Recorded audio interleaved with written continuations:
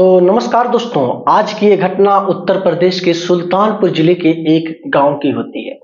महेश, जब जो उसकी उम्र 22 साल 23 साल थी तभी उसको पैसे कमाने का बड़ा जुनून था। चाहे मजदूरी करनी पड़े या कहीं गारा माटी देना पड़े या पेंटिंग का काम करना पड़े, कोई उससे कुछ भी करवा ले, बस उसका एक ही मकसद था, इतना पैसा वो कमा ले कि परिवार की रोजी रोटी और दो वक्त का निवाला वो खिला पाए। महेश अपने माँ बाप का बहुत प्यारा था, क्योंकि महेश के पास मेहनत करने की क्षमता बहुत ज्यादा थी। समाज में भी लोग उसको बहुत चाहने वाले थे, क्योंकि महेश अगर दिन का 400 भी कमाता था तो वो उसमें से अगर कोई 200 खर्च करने के लिए भी बोल दे तो महेश उन पैसों को खर्च भी कर देता था। धीरे धीरे करके इसी तरीके से महेश के परिवार वालों ने एक अच्छी लड़की ढूंढ कर महेश की शादी करवाई। महेश बहुत खुश था कि चलो उसकी शादी हो गई, एक सुंदर लड़की से जो दिखने में महेश से ज्यादा खूबसूरत थी। महेश उस लड़की से बहुत ज्यादा प्यार करता था।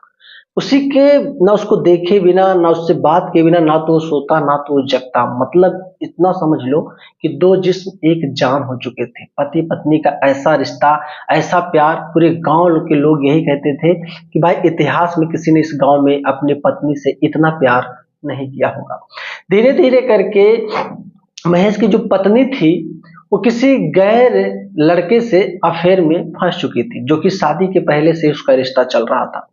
अब उस अफेयर के चक्कर में कभी कभी महेश से चोरी चुपके जाकर मिल भी आती थी, महेश से उल्टी सीधी बातें करती थी, मैं यहाँ चली जाऊंगी वहां चली जाऊंगी और बस आ जाऊंगी 2 घंटे में। तमाम प्रकार की चूतियापंथी भरी बातें महेश को गुमराह करके वहां से चली जाती और महेश से के पीठ पीछे बहुत सारे षड्यंत्र रचती।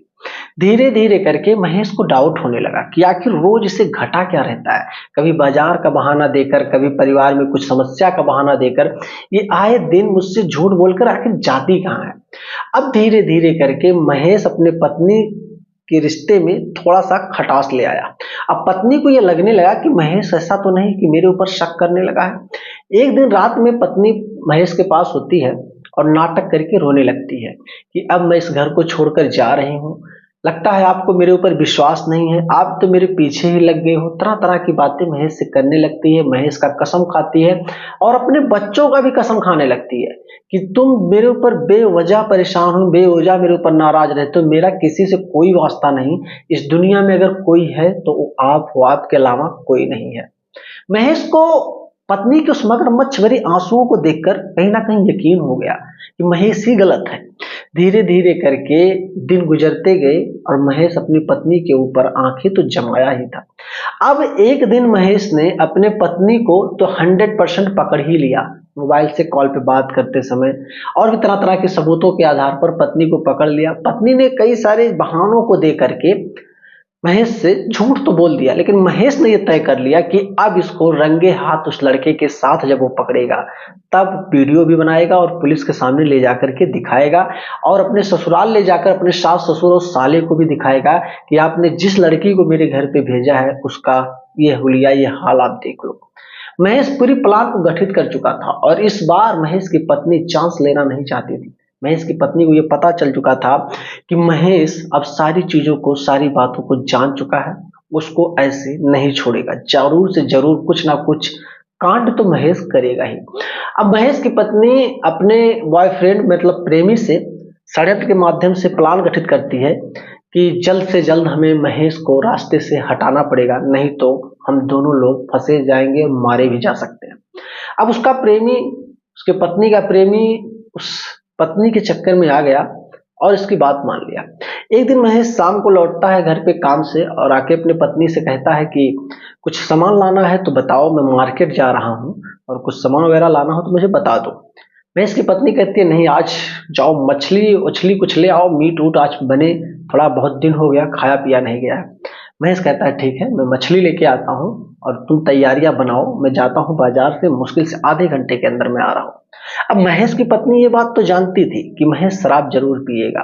अगर महेश मछली खाने लेने गया है तो वहां से वो जाएगा ठेकी पे, शराब पिएगा, शराब पीकर जब वो आएगा तब तो देखा जाएगा।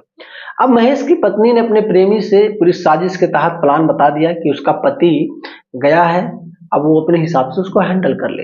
जब महेश शराब की दुकान पर जाता है, शीशी खरीदता है, तो वहाँ महेश की पत्नी का जो प्रेमी था महेश से मिलता है और बातों बातों में एक तरह से 5 मिनट के अंदर शराबियों वाला दोस्ती कर लेता है। और पास में ही एक बाग था, उसी बाग में महेश को लेकर जाता है, वहां बातचीत करता है धीरे धीरे करके और शराब पिलाता है। उसके बाद शराब पिलाने के बाद जब महेश पूरा बदहवास हो जाता है, उसके बाद महेश की पत्नी को उसका प्रेमी फोन करके बुलाता है कि ये तो बदहवास हो गया है, चाहो आओ और काम मिलके निपटाते हैं। महेश की पत्नी यहाँ से जाती है और अपने प्रेमी के साथ मिलकर उस बाग में गला रेत कर अपने ही पति की हत्या कर देती है। हत्या करने के बाद, घटना को अंजाम देने के बाद महेश की पत्नी अपने घर पर चले जाती है और जो प्रेमी था वो अपने रास्ते चला जाता है। धीरे धीरे करके कुछ ही घंटों के अंदर पूरा एरिया सील कर दिया जाता है, क्योंकि मामला ये हत्या का लग रहा था। पुलिस ने उस मामले को पूरा देखा और तहकीकात करनी शुरू कर दी। लाश को पोस्टमार्टम के लिए भेज दिया गया और पूछताछ करने के लिए पूरी चीज। अब इधर महेश की पत्नी जो थी चिल्ला चिल्ला कर ड्रामा दिखा रही थी और रो रही थी, ताकि गांव के लोगों को और पुलिस प्रशासन को इस बात का शक ही ना हो कि इस पूरे कांड के पीछे उसी का हाथ है। महेश की पत्नी अपना सीना छाती पीट पीट कर रो रही थी, हाय मेरे पति कितने अच्छे थे, मुझे क्यों छोड़कर चले गए। यहाँ तक कि रो रो कर कही थी कि जिसने भी मेरे पति का ये हाल किया है उसी का ये हाल मैं करूंगी, बस एक बार पुलिस उसको मेरे सामने लाकर खड़ा कर दे। ऐसा ड्रामा कि आज तक उस गांव के लोगों ने ऐसे कोई ड्रामा उस गांव की किसी भी महिला को देखा ही नहीं था। धीरे धीरे करके पुलिस इस मामले को जब तहकीकात करने लगी, पुलिस के हाथ कुछ आ ही नहीं रहा था, लेकिन मोबाइल फोन के माध्यम से महेश के कॉल डिटेल्स निकाल करके उन्हीं सारे आधारों पर जब लास्ट कॉल चेक किया जाता है, तब पता चलता है कि महेश की पत्नी का बात उसके भी मोबाइल का डिटेल्स निकाला जाता है, किससे और कैसे हुआ। धीरे धीरे करके मात्र कुछ ही घंटों के अंदर, अप्रॉक्स 12 घंटे आप मान लो, 12 से 14 घंटे के अंदर पुलिस ने पूरी मामले को इस तरीके से जांचा कि महेश की पत्नी को उसने पकड़ लिया। जब पुलिस गिरफ्तार करने गांव में पहुंचती है महेश की पत्नी को, तो जब ये पुलिस कहती है कि जितने भी शक जा रहे हैं, जितने भी चीजों पे हम लोग बात कर रहे हैं, वो सारी चीजें तुम्हारी ही तरफ आकर्षित हो रही हैं, कहीं ना कहीं इस मर्डर के पीछे तुम्हारा बहुत बड़ा हाथ है। पत्नी वहां पे भी चिल्लाने लगी और खूब ज्यादा रोने लगी, तरह तरह का नाटक भी करना शुरू कर देती है। लेकिन पुलिस के हाथ तो वो सबूत लग चुके हैं जो चिल्ला चिल्ला कर बता रहे थे कि महेश का कातिल कोई और नहीं बल्कि महेश की पत्नी ही है। अब पुलिस तुरंत महिला कांस्टेबल को लेकर आती है, महेश की पत्नी को गिरफ्तार करके तुरंत थाने लेकर जाती है और वहां से पूरे मामले की जांच करने के बाद महेश की पत्नी से सच उगलवाती है। सच उगलने के बाद महेश की पत्नी का जो प्रेमी था उसको भी पुलिस थाने पकड़ कर लाती है और फिर दोनों को बैठाकर पूरे मामले की सच्चाई को जानती है और FIR दर्ज करके जेल भेज देती है। मेरे दोस्तों, ऐसी बहुत सारी घटनाएं, बहुत सारी कहानियां होती हैं। हम कभी कभी सच में समझ ही नहीं पाते कि सच में आज के युग की इस महिलाओं को हो क्या गया है, आखिर क्यों अपने पतियों को मारने पर तुल गई हैं, कुछ समझ में नहीं आता यार।